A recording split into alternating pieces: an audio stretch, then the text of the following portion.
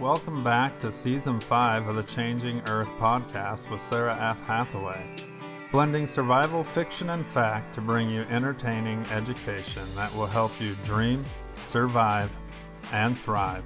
And now, here's your host, Sara F. Hathaway. Hello, and welcome back to the Changing Earth podcast. This is episode number 200, Season 5, episode 37. So we're down to it, the very last chapter of the book. A couple of real quick catch-ups, and I want to jump right into the interview and the chapter because I got a great interview today with Ellen Kerr from Australia, and we just had a ball putting this episode together. So I want to jump right in there. So a couple of quick updates. The Endless Night, book 6 in the Changing Earth series, is coming out on June 1st. It is available on Amazon for pre-order right now. So get on over there, get it pre-ordered. Show me some love. It really helps out my Amazon numbers. I'll have the audiobook and the physical book ready to go at about the same time, so you can look forward to that as well.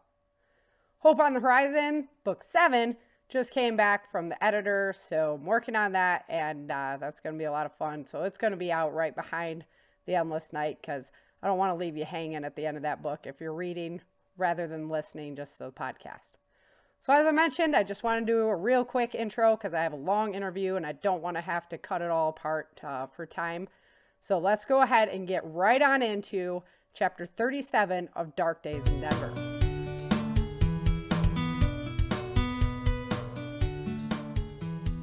Chapter 37. The endless orange haze dominated a clouded sky as it began to rain. Vince looked out the window of the truck, knowing the volcanic dust would turn to concrete now. They were headed south in search of the love of his life. Hope that he would find her driving him forward, Vince looked towards Bennett. Bennett was reflecting on his own mysteries as he thought about Michelle. Hopefully she had made it someplace safe. The relief efforts were succeeding in the north, and now a large group of refugees were pressing on again. They were joined by the last of the mercenary forces who were headed to try and take back the north. The west had been won, but not without some great casualties. More wars would come, and the fight would go on. Erica had crossed into Kansas with Swenson, Bishop, and Commander Gray. She had depleted the number of men that came to get her, but escape was prevented. Soon she would be standing in front of the Supreme General, Nicholas Henderson. The end.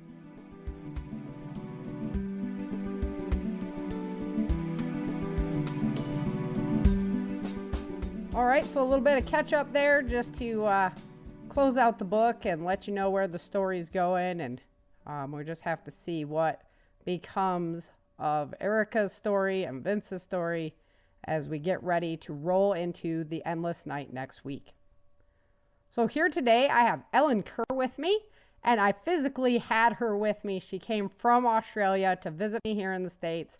Was such an honor, and friend for life, sister, my Australian sister, and I just really enjoyed our time together and enjoyed putting this episode together. So I hope you guys enjoy it as much as I did.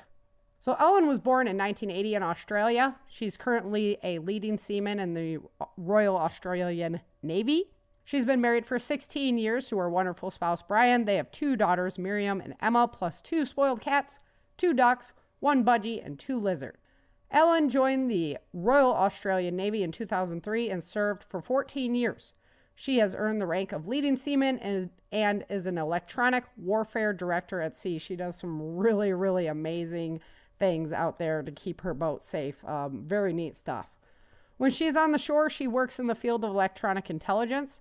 Ellen was deployed to the Persian Gulf in 2005 as part of the Allied task force on board the HMAS Darwin, for which she is now recognized as a veteran. She has also deployed to and took part in numerous exercises in New Zealand, Hawaii, and Southeast Asia. In her spare time, she practices Hapkido and works on staying prepared for whatever may come our way. Ellen enjoys camping, fishing, shooting, and four-wheeling. She loves sci-fi and end-of-the-world genre material. Her favorite TV show is Firefly, and she loves her ducks and motorbikes. So Ellen, like I say, close personal friend, and anytime that I get to spend with Ellen is definitely a blessing. So let's go ahead and welcome Ellen to the show. Today, I am honored to be here with Ellen Kerr in the States. So last episode today, nice little short chapter. We did a little review. So Ellen, why don't you go ahead and just refresh everybody who you are and what the heck you're all about. Yeah, my name is Ellen Louise Kerr. I'm from Australia. And you can tell by our shirts, we've gone bright and with the Australian theme. And I am currently serving in the Royal Australian Navy. I am a leading seaman electronic warfare director. And I just decided to, me and Sarah have been talking for ages and decided to come to America and visit, basically. And yes, I'm married with two wonderful daughters, 19 and 12. And I've been in the Navy for 15 years. I just signed on for another 5. And and you do all kinds of cool stuff on that boat. Yeah, all cool kinds of stuff on the boat. I got a little intro to that. I'm like, yes, do awesome tech shields and all kinds of shit. That's right. Stuff you get to deploy. And, that's right. And so I also fish and I shoot. I do martial arts and just life potters on. and a story, a caveat behind that, which I learned just recently. That was one of the influences to get you into martial arts. That is right, yeah. Yes. Yeah. See, all you... I was just a bit lost in life and not happy at home and financially struggling, eating terrible things, and my weight was exploding. Getting in trouble with the Navy for that. As well, because my BMI's got to be technically under 35. If you go over, you're unfit and they do all nasty stuff. So and you have to do a lot of running. So I was stress eating and stuff like that, and just listening to the podcast really inspired me to go out. And it just happened to be at the time that my dojang that I'm a member of now had an advertisement on Facebook, and I said, yes, I'll go do that. So all you listeners out there, you got to get on it. Yes. You got to get on it. It's worth it, huh? Changed my life. It's changed the way I think. It's changed the way I deal with stress. And I've made lots of people in a place that I didn't know many people at all who aren't military, which is a massive thing for me. Yeah, I have got friends that actually care for me, that aren't military, that will make sure that I'm okay. If I'm having a bad day, they will pick up and say, hey, what's going on? And we help each other out. If someone else is having a bad day at the dojang, we pick each other up. Right. It's the best sense of family, the family outside of the family that really can help you. Yeah, exactly. Right. Yeah. That's why I go in a lot of times. Yeah. And I force myself to walk in the door. I don't feel like going that night, and I'm just blah, blah, blah, blah. I get sometimes and I walk like that out. As well. But I've done boot camp that morning, and there's some stages there I've done boot camp. I've come back for lunchtime, have keto on my days off. Then I come back to 5 o'clock, have keto, and I'll do sword after that. And then there's like a blue belt up technique class, and it's like my body is just doesn't want to do anymore. That's the big middle finger. Yeah. It's like, that's 4 sessions, massive sessions during the day, and my legs start to give out in sword, and it's like, no, I can't do this anymore. So that's what I was doing before I did my injury, and all the good things when I was stuck in bed for 2 weeks after my injury. That's something that happens to all of us as athletes. We deal with the aches and pains. And I got to give a special shout out. I know it's a lot later, but everybody knows about my jiu-jitsu testing. This episode airs a lot later, but Chin was thoughtful enough to send me out the pink camouflage ice pack. So that was cool. She opened it when I was here. So that's really right up my alley. Thanks a lot there, Chin. Appreciate that one. Yeah. So today is the last episode of Dark Days in Denver, and so I'm going to go into this story a little bit. Typically, Ellen only listens to my podcast, and so she wasn't up on the story, so I duct taped her down. She did. And I made her listen to the end. So, and I even rushed you into the next book a little bit. So Whew, you are going to be thrilled, as well as sitting on your seats. Right? So that was a lot of fun. That book is there. It's coming next week, so get ready. Everybody hold on to your cards. And that one starts out with finding out what happened to Dexter. So if you guys are all wondering what happened to Dexter. He sort of went out into the wilderness and was unknown for a while. Yeah, right? So everybody's like, what happened to him? He's like a major player here. Yep. So, yeah. So let's talk Dark Days in Denver a little bit. So just going back to that. Oh, okay. You busted your ass to get this book done. I did. For me. I did. Yeah. Yeah. So I have copy number 2, people. Copy number 2. So. Yep. Anybody that follows me on Facebook, if you saw all the cursing I was doing about formatting, that was getting that book into print in time for Ellen to be here. It costs so darn much money to ship stuff to Australia. I was like, man, she's going to be here. Boom. Here it is. In hand. And signed. Yeah. Right in front of you. So, yeah. I'm like her biggest groupie. Right? Yeah. So, obviously, because you're here. Yeah. Oh, I mean, that was epic. So, send the message out, I'm thinking about coming into town. And I'm like, well, I live out in the sticks, so you can't just stay in a hotel or something like that. You got to come stay at my house. And I was like baffled, like, what the hell? Yeah, absolutely baffled. You'd think I was raised in the South or something, right? Like the hospitality. Yeah, exactly. Yeah, no, Michigan. I bought 3 bottles of Australian rum over. I think there's only one bit left. Yeah, we had a little too much fun. Tim Tams and those chicken things are like chicken crack. shapes. Yeah. Oh man, I've got to bring a lot more next time. Yeah, and care packages. Yeah, and care packages. And I found out I have to send Cheetos. Yeah, absolutely. Back because I guess Cheetos are like gold in Australia. $7 a packet Australian. So what? Yeah. So because I have to import them. Yeah.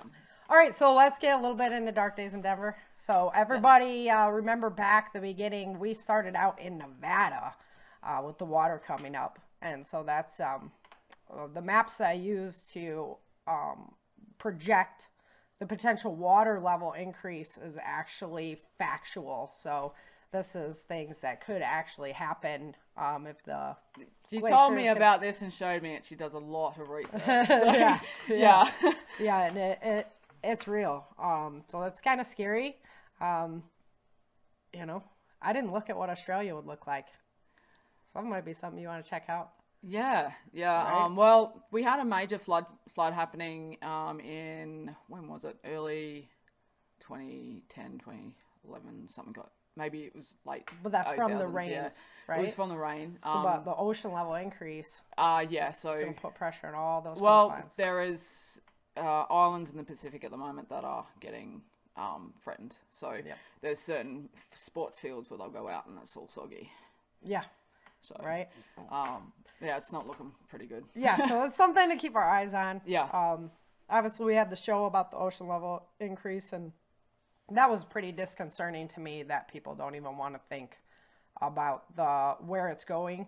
They know it's going there. They don't want to think about that. They're concerned about the property value loss, which is what about the environmental damages and that future that our children, our grandchildren will be facing because of the stuff that we left behind on the coastline when we knew it was coming up. And it was just everything that, stormwater drains, whatever, and the people's chemicals they use every day. Yep.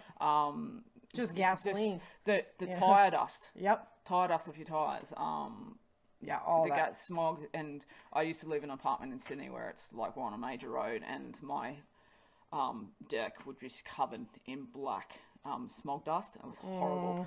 I couldn't sit out there. It was just choking. Just nasty.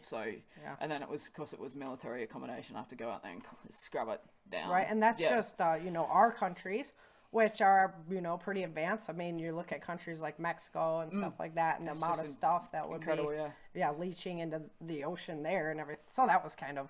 Yeah. So the earthquakes that I have still happening. We're watching the Ring of Fire light up right now, and in a big way. We have the Indonesian archipelago, which is got, I can't remember how many volcanoes it has on it. But, and earthquakes like every day. Earthquakes all the time. And where I used to live in Darwin, which very close to Indonesia, we would feel the shocks in Darwin. They weren't very big. They'd just be shuttering your desk and stuff, but we'd feel them. That's enough to be like, okay, so, and then everybody's like, well, you live in California. Of course you worry about the earthquakes. So we have the New Madrid fault line that sits in the center of the U.S., which is huge, big time problems. So very interesting stuff if you guys take a peek at it. It's scary, and that plate is built in the way that it doesn't absorb as much activity as the West Coast potentially can just absorb shock from, right? So, guys, you got to take a peek at it and know what's in your area, know your history. I mean, well, we've got that happening. You know, always the fear of that happening in New Zealand. Out there in New Zealand, it's turning right, literally moving the island. Yeah. So Christchurch, where the unfortunate shooting happened, is where they've had two major earthquakes over the last, I think, 5 or 6 years, where the Christchurch has been absolutely decimated by an earthquake. What was it, 2009, that they had the one that literally changed the island angle? A bit more than that. Yeah. So a few years ago, but they're on the edge. And then as well, we have the bushfires or wildfires you call them here, just decimate. And our forestry management system in Australia is somewhat. It's always hard to find the balance. Yeah, you know? So somewhat. It is. It's and eucalyptus trees go up like absolute tinder. Tinder. Yeah, so there's just recently a town got absolutely wiped out by bushfires in Victoria, and very, very sad story with that. Have a look that up. Have a look at the mitigating factors that attributed to that, and the increase of storm activity because of all this, and the greenie movement, and how the environmentally friendly folks that are very environmentally concerned and are always the ones that putting environmentally issues first. At this point in time are the ones that made it that way. Yeah, so there has to be a balance, and we've talked about that on the show, that when it's open to cutting and stuff like that, they can't just come in and destroy clear cut, because that just gives more fuel for the fire of the environmental side, because you look at that and any like, trees remaining trees remaining get subject to more disease. So selective cutting trees is what it should be done, and stuff like that, and it gives removal of the dead ones. Exactly. So a little bit more money in would probably help save a lot of the issues and the bannering and the polarization of the two sides. Exactly. Right? Exactly. So you just can't shut off bush. Like Australian bush, you can't shut it off. The weeds get in, the feral animals get in, and nature will just create these. Well, even here in California, the Native Americans used to do an underbrush burn all the time for all hunting purposes, but also for land maintenance. Yeah, the Aborigines do that. In definitely in the NT, they would set fire to places, and then they sit on the fire line and just be able to hunt the animals coming out. So, and so there are definitely things that we need to think about as a people. Exactly. Right? Yeah. Okay, so that's the planet. We pretty much, later on in the book, we had Yellowstone eruption. That's right. Yeah. And so I did the Yellowstone eruption not as the mega super disaster, kind of like half disaster. Yeah, it went, and then it was sort of fizzled out. Really. Right, but it's still going to have that that mega where you have the summers without a sun. Yeah. And things like that. So it's going to have a big effect. And that's reality. That's something we could look at. And after talking with the lead scientists in charge, I found out that Yellowstone is not the biggest threat of a supervolcano. It's not. We have more supervolcanoes.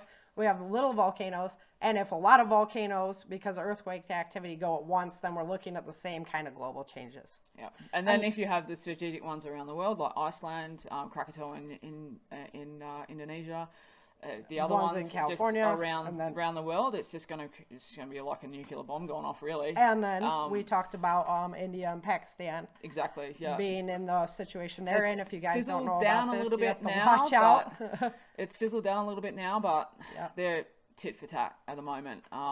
So we'll see where that develops. Both nuclear powers, so They that, are both and that nuclear could powers. have just And far-reaching effects, even though Yep. we're not And there. what the litigation factors as well, Pakistan is Muslim, while India is Hindu. Hindu. So different religions, different idealisms, but they're basically the same people. It's just split line religious lines. So I know.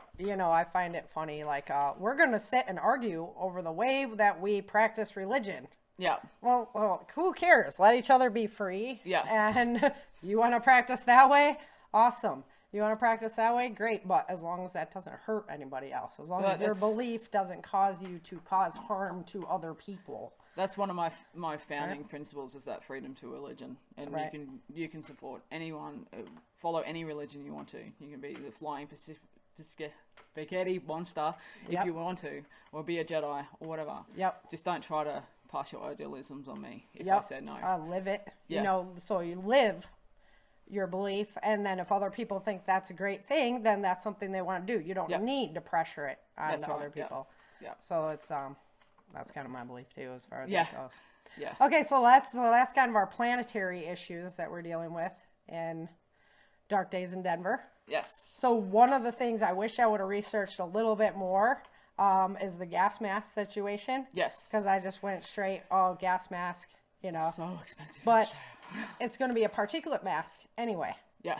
You would need more of a painter's mask N95 one. for volcanic threats, things like Yeah. that. So unless you're in like the gas zones, if you're on top of Kilauea, like right outside of that, Yep. or you had a bad respiratory issue prior to the eruption, then that's going to be something to worry about. But it's more, you need those painter's masks. So Yeah, that was a big eye opener for me. Yeah, actually. Yeah, so not all gas masks are the same. I mean, I trained in NBC in the Navy. I have to requal every time I join the ship, or if I do a course or whatever like that.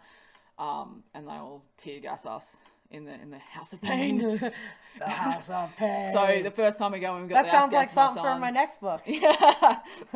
Oh, I can just imagine. You're itching your neckline immediately when we start talking about that. Yeah. So, House of Pain go in with it as gas mask on, and then we have to actually take the canister off and then change in there. And then the next time we go in with gas mask off, and we have to go put the gas mask on, purge it, change out the canisters as well. And your nose starts itching. Yeah, your eyes start watering. And then what happened with the second time I went in, the seal curved in on me, so I was like trying to purge it, and it's not sticking to my face, and I'm like, I can't breathe. I can't breathe. And the instructors come over and said, "Are you okay?" And it's like, I'm fine. It worked out what it was." Done, and I didn't go running like a little girl. I sorted the problem out. I can do this. Problem solved. Yep. Problem solved, and I was in the world of pain, but I got it done. So, yeah. Nice. Yeah. Nice. All right, so so let's go into some of the characters. We had Greg and Penny at the start. Everybody was excited that Greg and Penny were back in the story. Yeah, that's right. Yeah. And then I cut them. Like they just moved away. Erica and them got air flighted out. Yeah.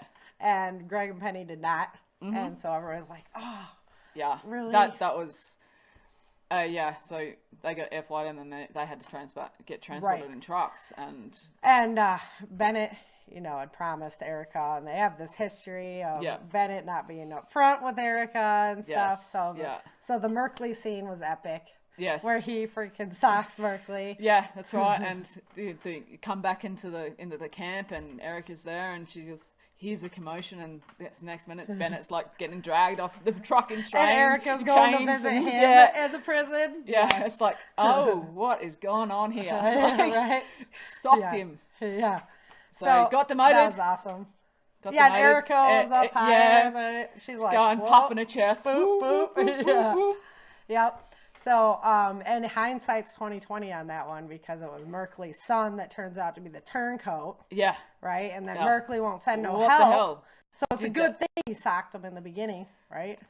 a little shit. Right? Yeah. Did it for the money, like not for the idealism, just Nope, for the turncoated for the prestige. money and the prestige of doing You know, it, and that's just wrong. there's a lot of greed that comes into not only the end of this book, but the next book, and Yeah, you know, it's and really dark. So, be prepared. yeah. Yeah. So, like I said, that's how I arranging the end of Dark Days in Denver. I want to take all my readers into the central region because Yes. we've gone all the way around the outside now Yeah. completely. And so I needed a way to get everybody in there. Yes. And so at the end, Erica always has her moment, right? Where she's like, escape. She Yeah. can always escape. She always escapes, right? Not this Yeah, time. not this time. So, No, not yeah. last time. So, So you the just super have to- villain has got a match for everything for her. Yeah. And it's quite, you think she's got it, and he just And- comes along and just destroys the reader's heart, you know? And it's like, oh. Yeah, I can't talk anymore about that other book. So then Erica ends up going, she's relaxing. Yep. You know, chill time. We're gonna have the rums, Yes. right? The rums. And goes to Aussie the rum. party. Oh yeah, a lot of Aussie rum. So, I spent the last 2 days hungover. Very hungover. she's chiding me because I'm like, oh, I gotta stop. Well, I'm 120 pounds, right? I'm not a sailor, okay. And then, so I wasn't feeling too bad, but No. so hopefully you got a little self-discipline lesson too. Yeah. I'm not a young sailor anymore. It takes me a few days to recover. And yeah, then because yeah. of like the time difference, it's not really a time difference, but it's just It's a huge time difference. 14 hours on the plane and not being able to sleep. So I was up for, I think at the end of it, I was up for 28 hours by the time I could get into the hotel room, and I just crashed and slept for 5 hours straight. And that was my whole first day 5 hours, wow. in LA gone, and I had so much planned and I didn't do it. Yeah, and then you always give me a hard time because Yeah. I'm just sleeping in. I'm like, 5 hours of sleep would not cut it for Sarah. No. I go too hard, too fast for 5 hours of sleep. I'm need used 8 to. I'm least. used to having short amounts of sleep and then like Yeah. just crashing and like being virtually Recharged. dead. Yeah, and Yeah. then wake up recharged. Yep. So, when during our workup periods, we would have 5 to 10 minute rests on the deck of the ship and just like drool and everything coming out of the mouth. And like, get up! And you get up and it's like, and you've Move got it. that extra 5, that extra wind to go and fight a fire and stuff like that. So, the 5-minute power nap, I'm a big fan of. Yeah, see, I can't do that. I wake up and I'm like, screw you all, I'm gonna kill everybody, I'm gonna sleep more. So Yeah. I'd have a hard time with that. That would be Bennett all over me, destroying me. Get up, move Get it. up. Yep. So they go to the party. Yes. Erica has a Epic. little too much fun, Yeah. right? I personally love Star at this point, how Yes. she's like, oh, no, Mom, no, we gotta, come on, Mom, we can't get involved in that. Yeah. And then she gets slammed and she's like, boop. Just say something bad about me and that's it. Mom, go for it. Go, Mom! Yeah. Oh, So Erica has a little bit of a crazy moment. yes. You would say a crazy man. But she was drunk. So that's So, that's true. Didn't She help the was. situation much. It didn't. And the moonshine man liked Star and gave Yeah. him extras. Yeah. So, so that is ends up. No, I can't go there. So that becomes an issue later. We'll just say that is definitely an issue later. I haven't even got you to that point of the book yet. So, yeah. So there's that happens. Erica gets demoted again. Bennett's up over her again, and things start again. Training starts again. Yep, lots of training. Yep. She's sneaking out, pulling Erica moves like she Yep, always along- does. Yeah, along the fence line and meeting up with strange Here. men. yeah, strange men. Strange That's men. hilarious. And then she's already told Vince. Yeah. And Bennett's like, "Oh, do you know what's going on?" And Vince's like, "Yeah." Yep, exactly. So what? And there's the cameo Australian woman in there too. Yep, fair enough. Yes. Yep. It's like now I get to actually create a character. So I'm like Yeah, we've been brainstorming that one. Yes. Yeah, we've been brainstorming that one pretty hard. Look out for that one because it's going to be mirroring me a little bit. Right? It'll be there. Yeah. So doing that. Oh, I liked where Bennett caught her too. Oh yeah, like coming back with is it Cassidy? No. Nope, just by herself. Yeah. She's all stoned. And he's waiting, pouncing her, going through the the hole in the fence. It's like, oh shit. Oh shit. Busted. Oops. Oh, Bennett again.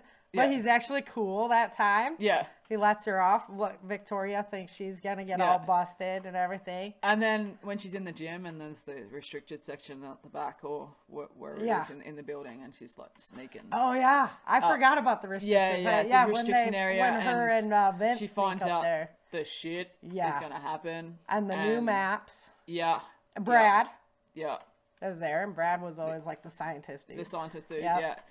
And, so that she got awakening and said, we've got to get out of here. Yeah, we got to pull head out of rear. Yeah. And figure out what's up. And then she's like, oh, Bennett already knew about this.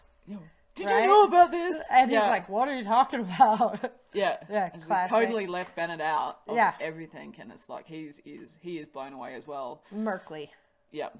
Right, because it's all Merkley work in the background. So he's only giving them what they need to know. Yeah, so Eric is there. Got so many people recruited into the cause because she's there. Yep. And so many recruiting. But with the problem with that is that new people, you don't know them. Yeah. Yep. Yeah. Yeah, the new people that come in. And, are they spies? But you don't know. Yeah. And so that was that's pretty much how Swenson and his team get in. Exactly. Yep. Milking. Oh, they need recruits. They're recruiting heavily. Yep. You can't vet. I mean, you don't have computer systems to be vetting people and knowing that's right. what's going on. Nothing out there. Just more hands. More hands are needed. More people in uniform to carry a gun. Yep. And just let it all in. And then so heading out to Denver. Yep. Right. Oh, okay. Well, the gear. When Gear figures out that Erica's. Yes. Erica Moore. That's a little tense. That is a tense moment. And, it's like I thought that he was going to be a villain. I really did. I thought. Oh, okay, that Gear he was going to go and say. Chin had questions about Master Rowan. Oh, we didn't even touch on that. Yeah. Right. Yeah. So the sword fighter. And Chin, it was like, oh, I don't know about this Master Rowan. It seems a little creepy, like this old man with the boy and everything. And I'm like, I was thinking that as well. Is he gonna what is he gonna do to him? It's like the mentor figure. It's cool. Like and Daniel really needed that at that point in his life. So. Yeah, that's right. And he does sword. He says, ooh yeah, right. Because that's what I do. Because you can paint your learn how to dissect someone. Yeah. And paint your landscape on the battlefield. Yes. This is epic. Yes. It's epic. Yeah, and you get to learn how to walk on the battlefield as well. So, walking over your footwork is very important because you don't want to be stepping on other people's limbs and armor fair enough. and stuff like that. And still having a solid base to be able to swing the sword. So, yeah. It's, and Daniel at this point is like 11, 12 years old. So, you got to keep that in perspective. Like this kid has seen a lot in his young life. Yeah. Yeah.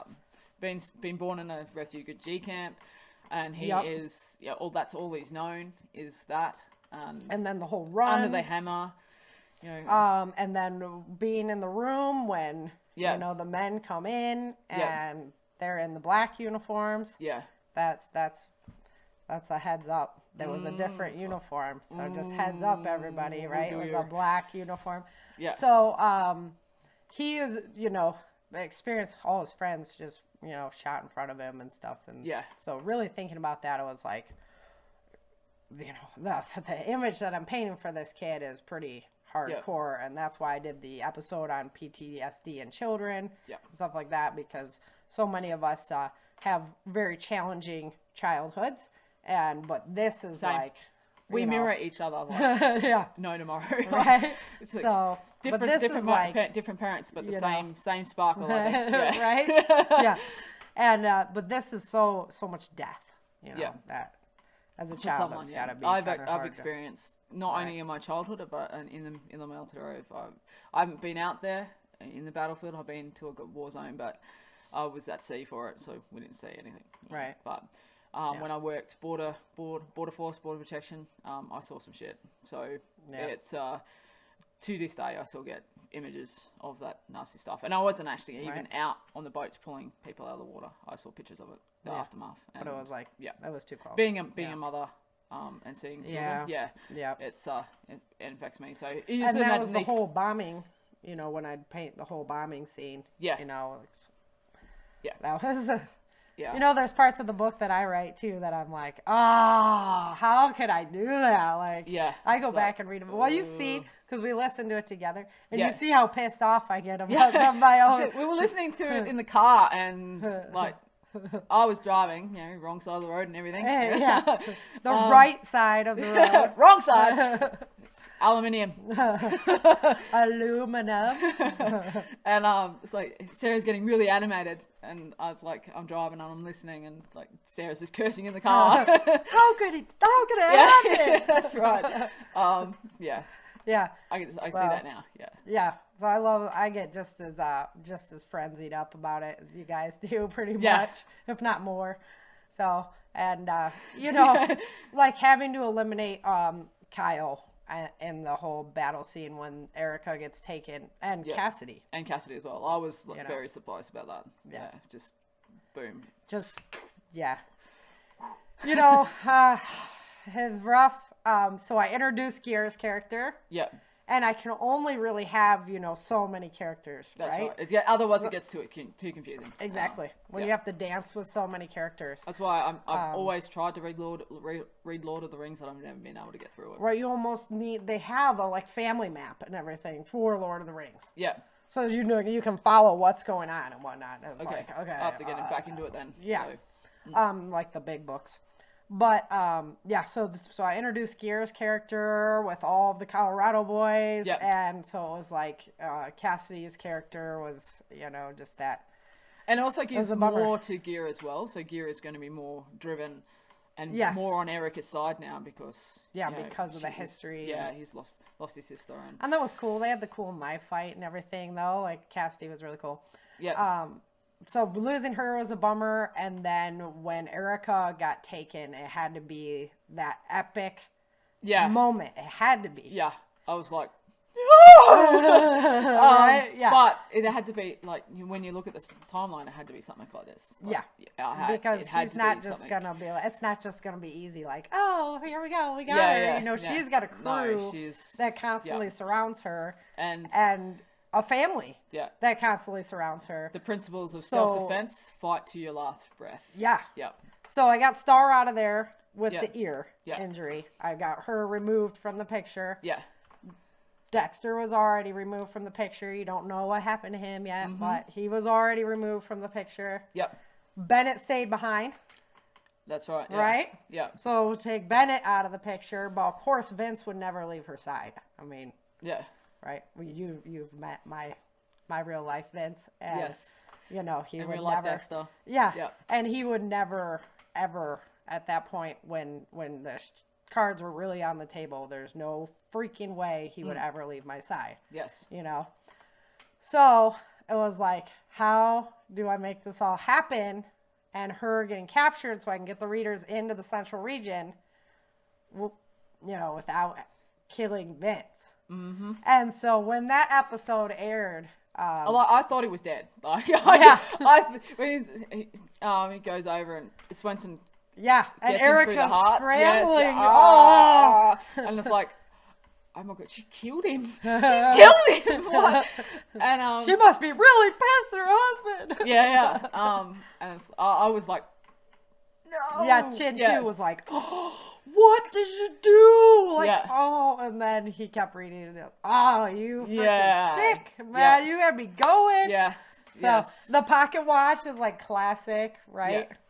I mean, so I had or the Bible or whatever. The Constitution. Yeah. So that's the classic. And then, you know, as an author, I wasn't really sure if you're in ballistics gear and you get shot at point blank range. I wasn't really sure. I mean, we were out on the shooting range. It gets a lot bigger hole when you get closer. Yeah. Right.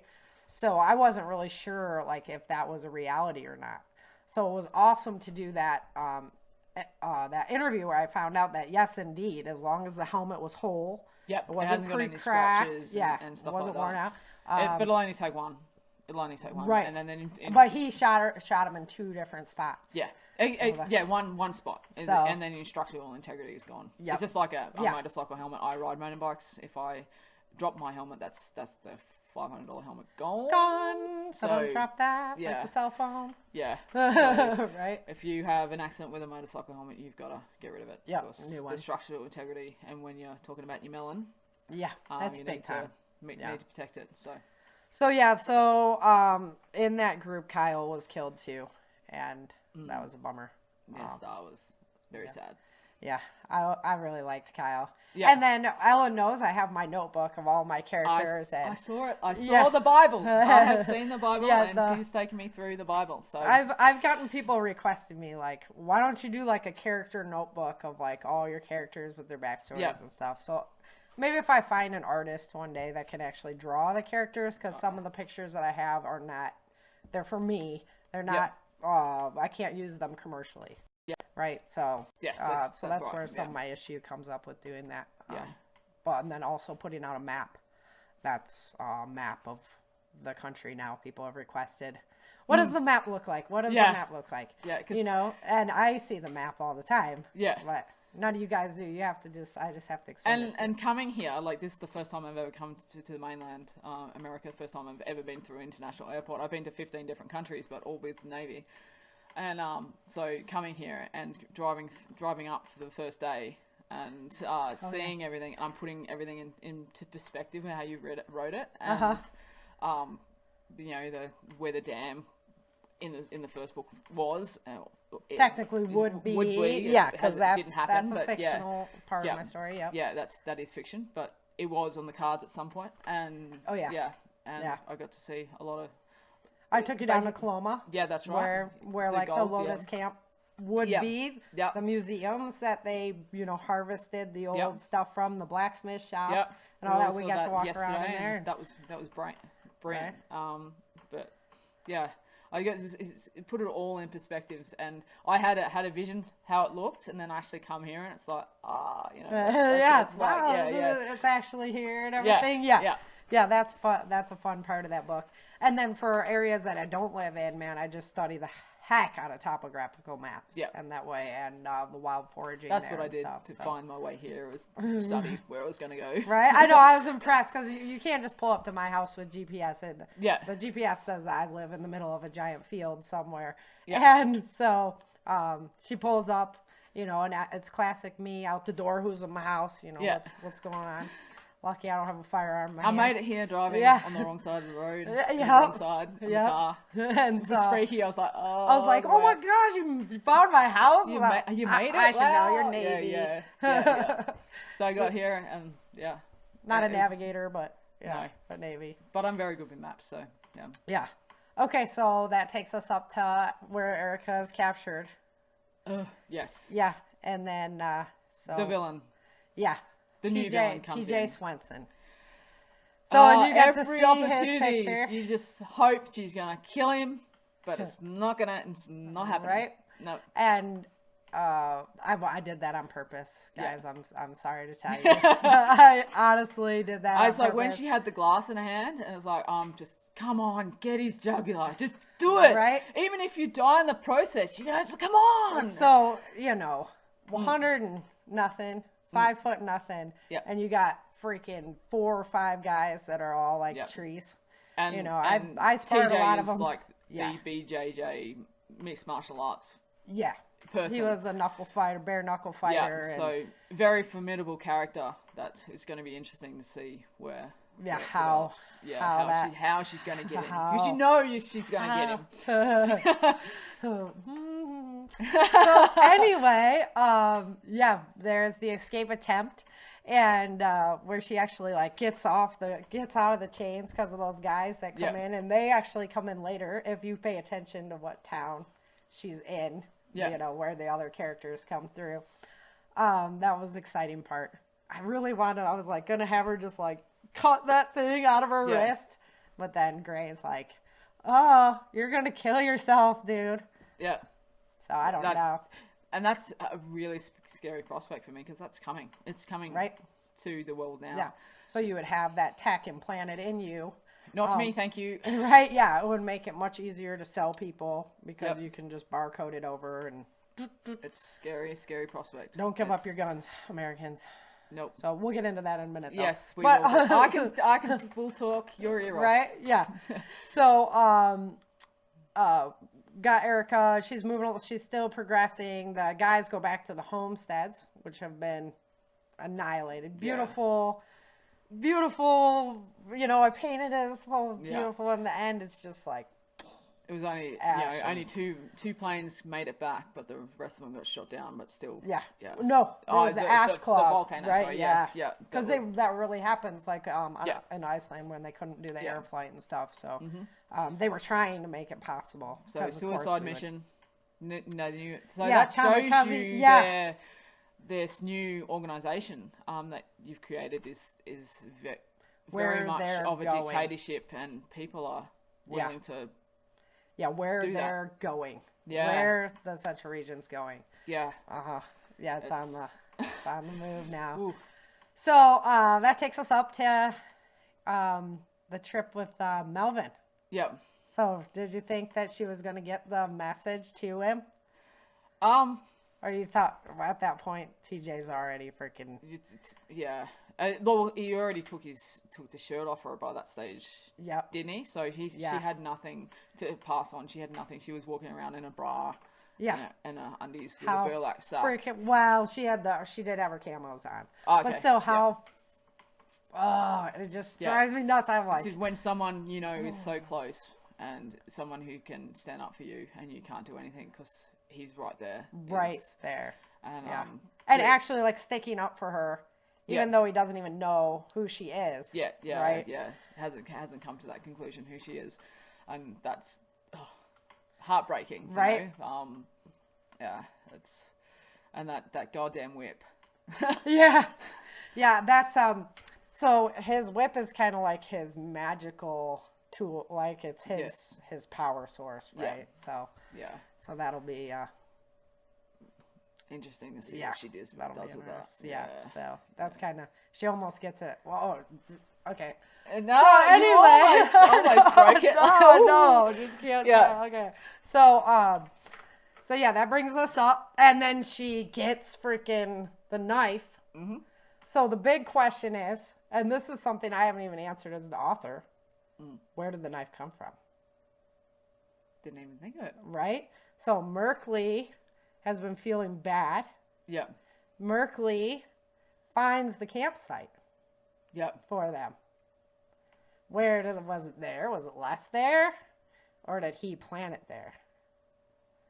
Right? But he approaches. So if he knew she had a knife, would he have approached?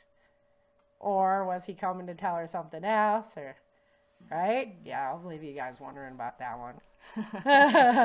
Yeah, that is right? True. So yeah, because she only saw the handle. The blade was buried, so it wouldn't glint.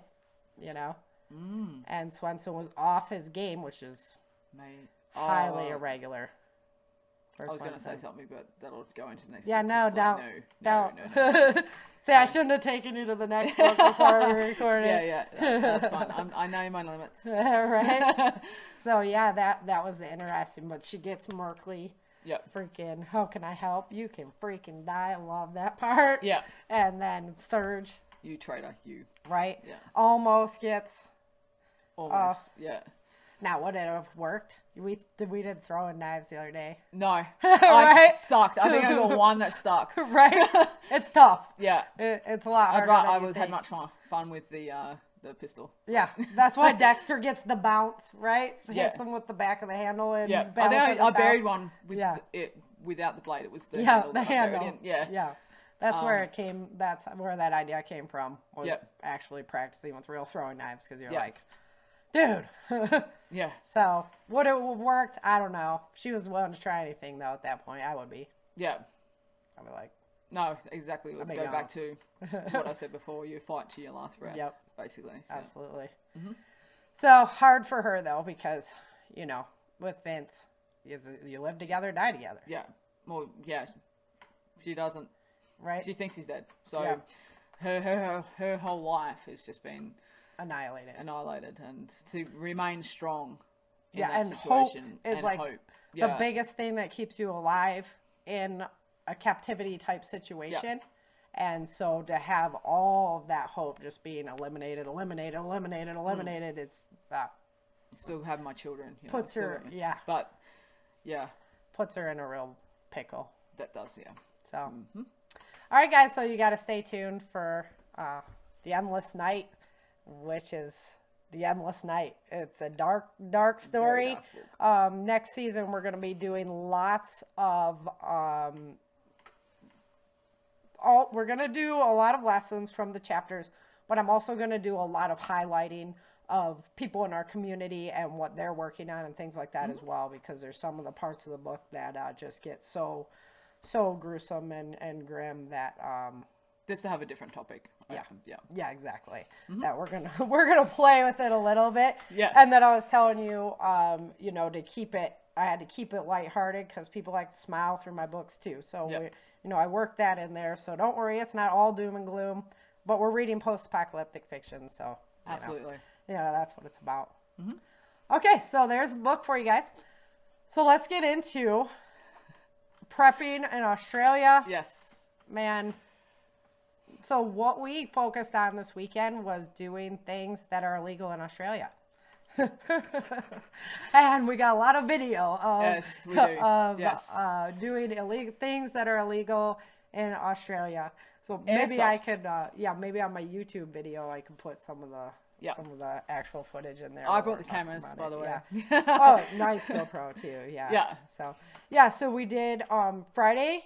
You got to come down and watch me teach and spar. That's and I right. got to tell you guys, I was just getting over a cold, so I'm feeling like and but had to buck up, perform. I recorded it as well. I got some epic fights, epic sparring sessions for us. So it was Yeah. good. So what'd you think of? Okay, first of all, Chief Master's been on my show a bunch. So Yeah. how did you enjoy meeting him? And He, very formidable man. Yeah. My instructor Tom, he's a big cuddly teddy bear, but can take you through the ringer when need be. right. But Chief Master Lovis, sorry, is very intense man. But in the same time, you can't what I get from it, you cannot not do what he's doing or be inspired or Right. by him. Yeah. He's a very inspiring, intimidating man, but he's just awesome. Yeah. Yeah. That's the type of person that can actually influence me, because Yeah. if you can't stand up and you can't be true behind your word and you can't live, kind of what you preach, then I really don't have use for you in my life. Yeah. So, and especially not as a mentor figure. Exactly, yeah. I reached that point very quickly where I'm like, you're a cool friend, but it's not somebody that I'm going to work hard to make sure that I'm living to his expectations. Yeah. And Chief Master is always, years I've known him. And I've never ever been not wanting to follow what he's telling me. Yeah. And kind of Yeah. like that drill sergeant. But very welcoming. Like I walked in, and Yeah. it's like, I'm part.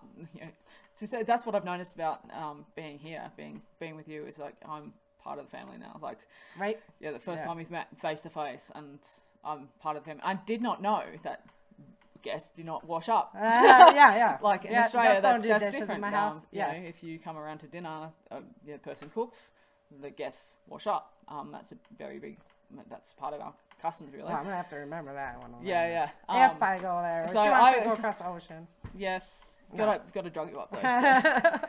So, so yeah, I said, go and help, and no, you don't, no. But I snuck in this morning, and Yeah, did well, that. now that you're family, you can yep. do as many dishes as you want now. You're not a guest anymore. That's right. Yeah. Yeah. So yeah, but that's what Chief Yeah. Master Lovis is like. He's like Yeah. awesome. he welcomes you right in and welcomes right in. And I stayed and listening to him talk to the instructors and your instructing session, and it's very inspiring, and about the personality types as well in people and stuff like that. And I'm very much a blue, but go into other areas because I've been manipulated that way for my military service, but I'm still very much a blue.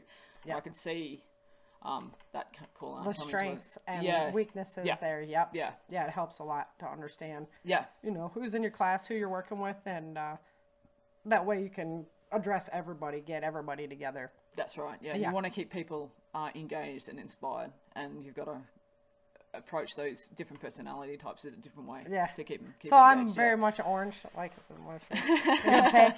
Very much an orange, and so usually I can get a little cocky and that. That's the beat down.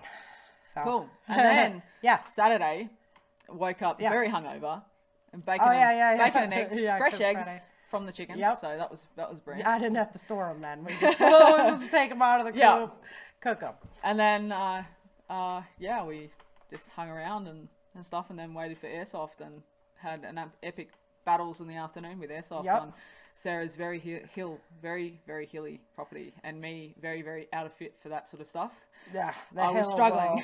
The hill will take I got the hide the first time, and I actually got my first kill, the first one on the first game, so that was good.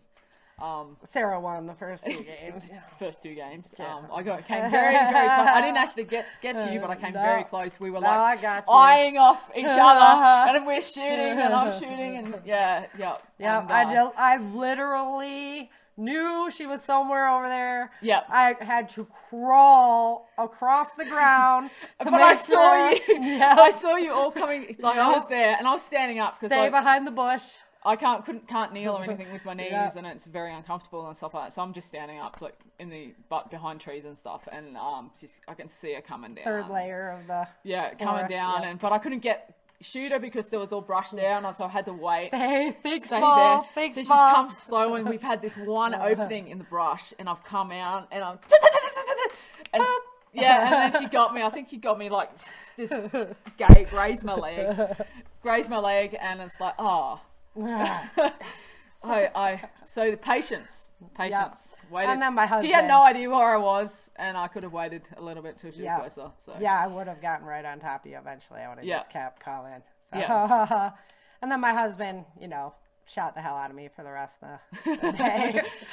My helmet. And then the last game.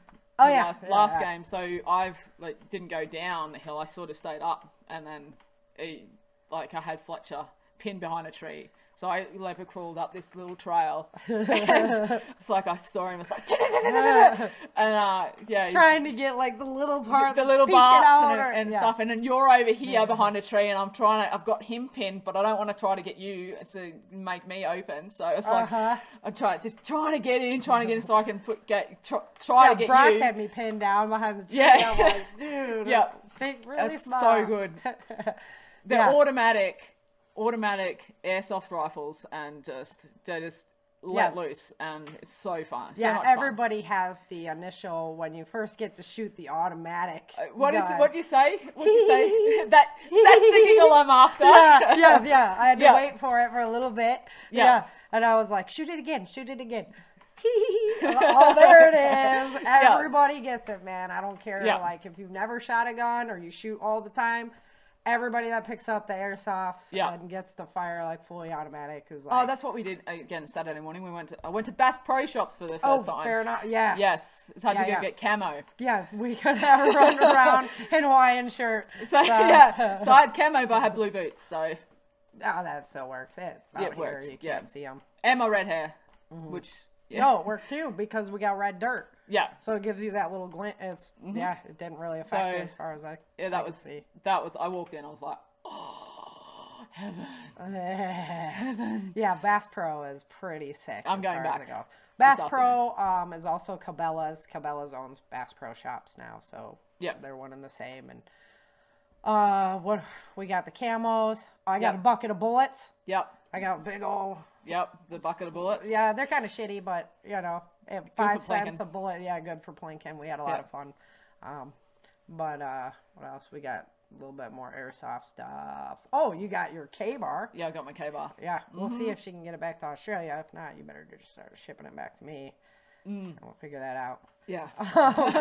So we'll see what happens. It did cost. How much was it? Was it 100 US? Yep. Yeah, it was on special 100 US. So what's that? 130. Yeah. For me, and it's proper Marine Corps Yeah, K-bar, so it's good. Sick knife. Yeah. 1028 steel, I believe it was. So that's yeah, good it's shit. good stuff. And Yeah. yeah, so came back and played airsoft. Got drunk. Yeah. Like normal. Yeah. I got 2 big welts I on got my a legs. pink hat that day. Yeah, I got a pink hat. Pink yeah. hat. I'm gonna Yeah. have to get a picture of you, the pink hat. Yep. Classic. I don't have no pink. Oh, and I got the I shirt. have the cool new Navy hat though. So. Yeah, got the shirt Yeah. from the Dojang, so I gave Sarah yeah. a shirt from my Dojang, so we can swap it over. Yeah. Which is awesome. I'll be so able to use that for jujitsu. Advertising each other's Dojangs, and Yep. yeah, so it's Yeah. good. If you ever make it to Australia, Exactly. and if you ever make it to America, right? Yeah, that's right. That's where you gotta go. Yeah, Lots of cool stuff. lots of cool stuff. So, yeah, so we did airsoft Saturday night, and engaged in more rum on And more Saturday rum, yes. night. We drank the original. So Friday night was the And we talked red to like, Bundaberg rum, and then Saturday night was the original Bundaberg rum, and they've still got 1 bottle of the special vat. yeah, well, I'm like that one. Save that. Saved. Save that for the next time. Yeah. So, yeah, and then we just talked like all night that night. Yeah, it's like 1:30 in the morning. Before we went to bed. We didn't get much sleep. I'm gonna No. have to do some sleeping, catch up. Yeah. Yeah. And then Sunday we went down to Coloma. Yeah, which was awesome. That was Yeah. really interesting. So Yeah, we got to see a lot of the old West I got stuff. to understand where the 49ers came from. So yeah, Yep. it was good.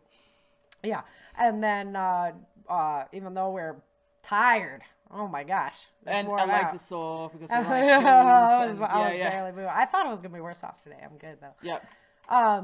But we did shooting. Yes. So we got to. These are weapons that are not legal in Australia. So you got to shoot the semi-auto 22 22s. and the semi-automatic pistol. Yeah.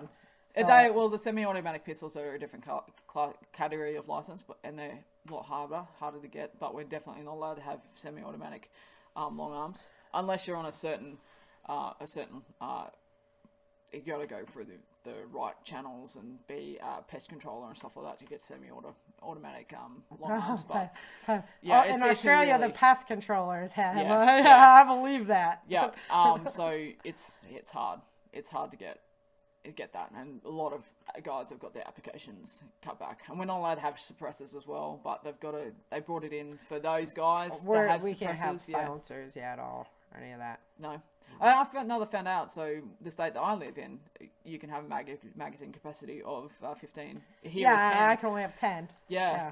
So that's California, the subtle though, differences. everybody in the Yeah. rest of the country is like, yeah, but she lives in California. It's behind the Iron Curtain. Yeah. Which is true. Yeah, so No. Australia is the Iron Curtain, and it'll be Yeah. very interesting. So this is a few days after New Zealand, what happened in New Zealand, and Yep. it'll be very interesting because New Zealand has quite open firearm laws, and we'll see where they go. If they go back to where they're big brother.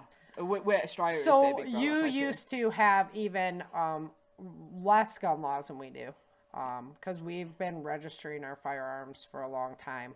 Yep. And we So- did a lot of debating over Yeah. registering, even the register.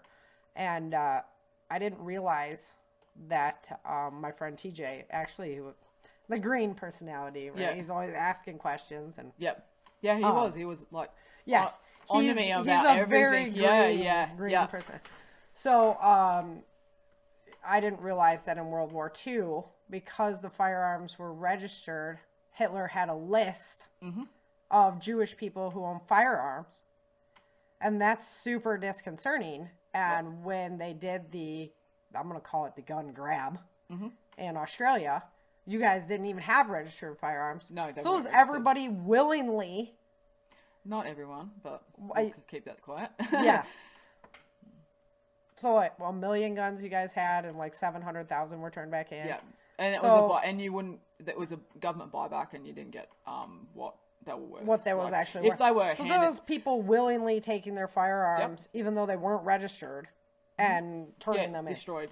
like family heirlooms passed down through generations and stuff like that. Just to I have a hard because time with that. they've been classified as semi-automatics or whatever. And Right, and now, so me thinking about it, because ours are all registered if something like that happened, and they're registered in like every state. I don't know a state that doesn't register firearms. Well, here or in Australia? Here, Yeah. in the U.S.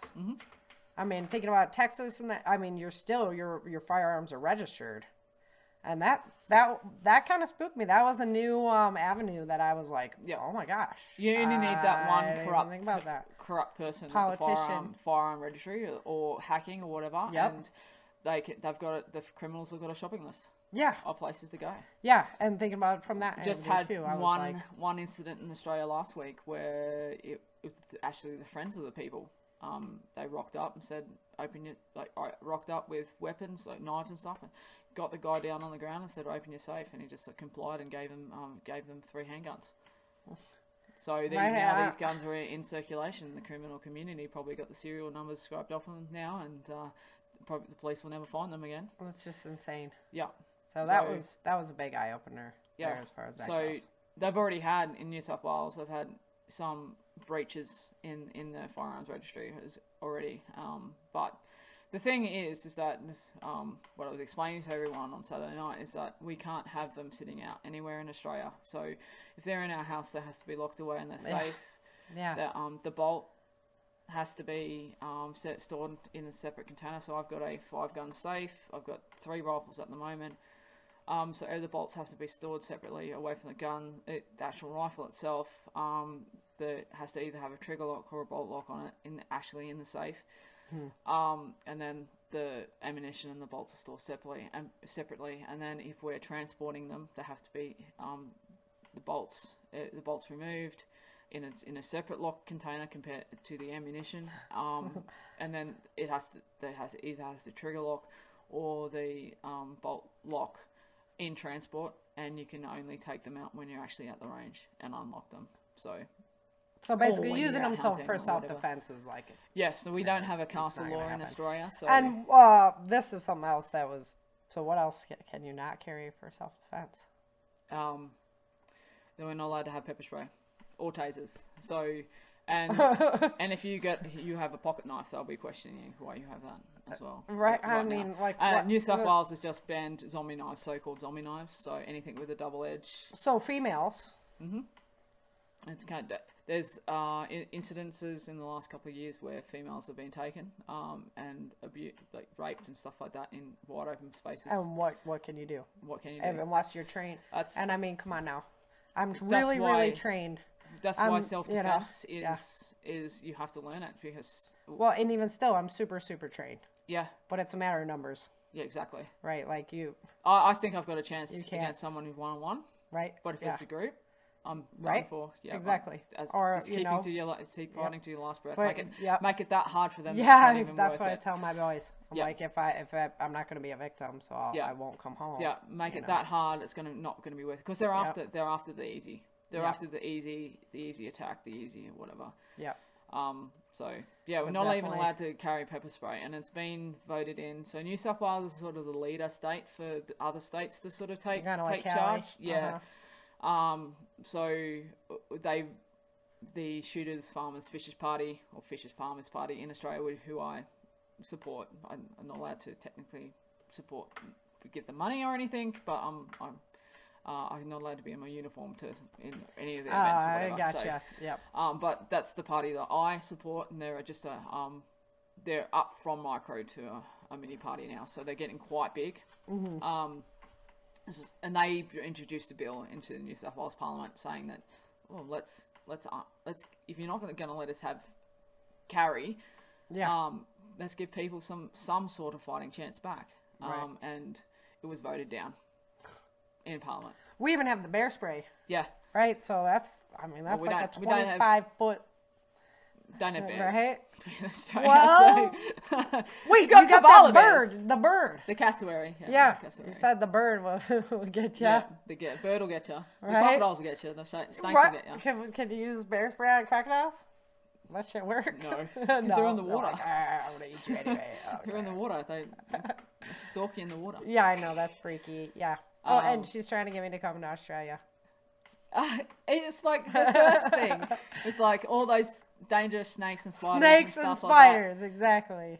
I don't think I've ever seen a snake in my yard. I keep. I kill snakes. them like every year. I kept snakes.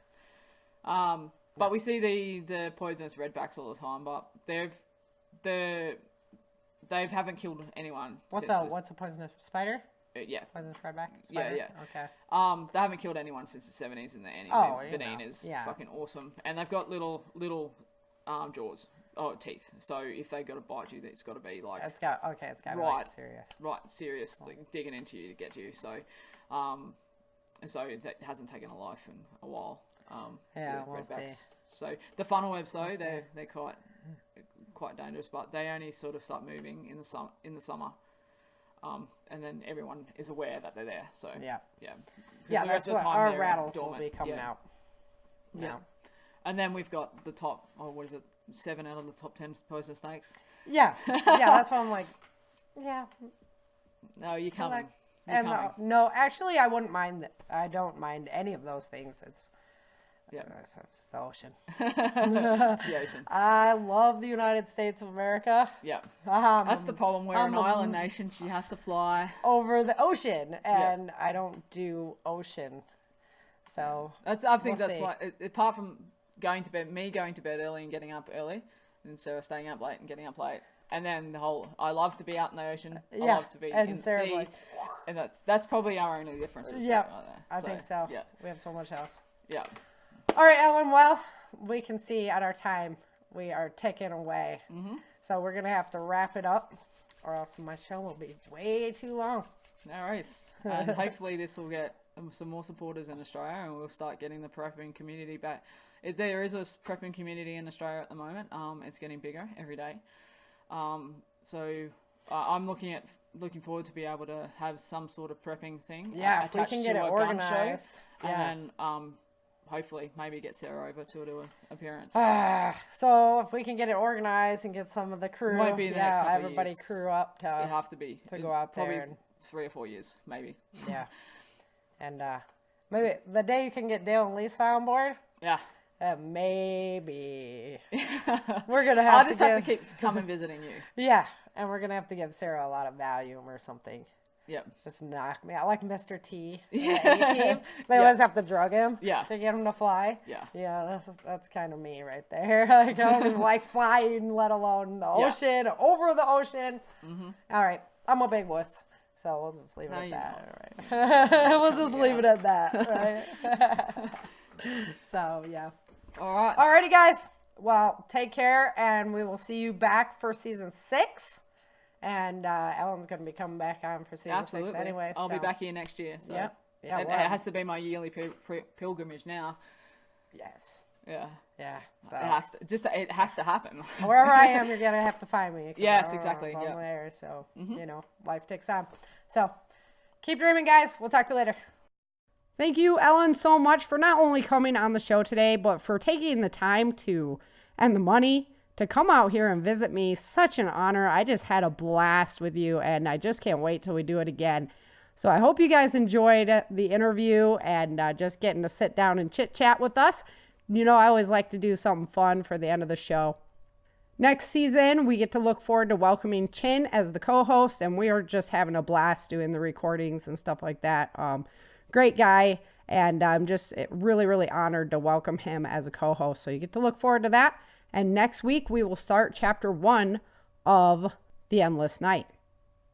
In the meantime, I want to take a moment to thank all of my supporters out there. You guys are what makes the Changing Earth world go round, and we really couldn't put this show together and keep it going without your support and your contributions. So please get out there and become a contributor. If you would like to show your support, you can head on over to www.authorSarahFHathaway.com/support. That's www.authorSarahFHathaway.com/support. Thank you guys for listening. You know, we wouldn't be recording if it wasn't for you guys out there listening to the great material and soaking it up and giving us all that wonderful feedback. So keep it coming. And until next time, remember, dream, survive, thrive. Thank you for joining Sara for this episode of the Changing Earth podcast. Don't forget to pick up your copy of Day After Disaster, Without Land, The Walls of Freedom, Battle for the South, and Dark Days in Denver at www.author.sarafhathaway.com. If you love Sara's books and this podcast, please head over to Amazon or iTunes and let everyone know by leaving a review.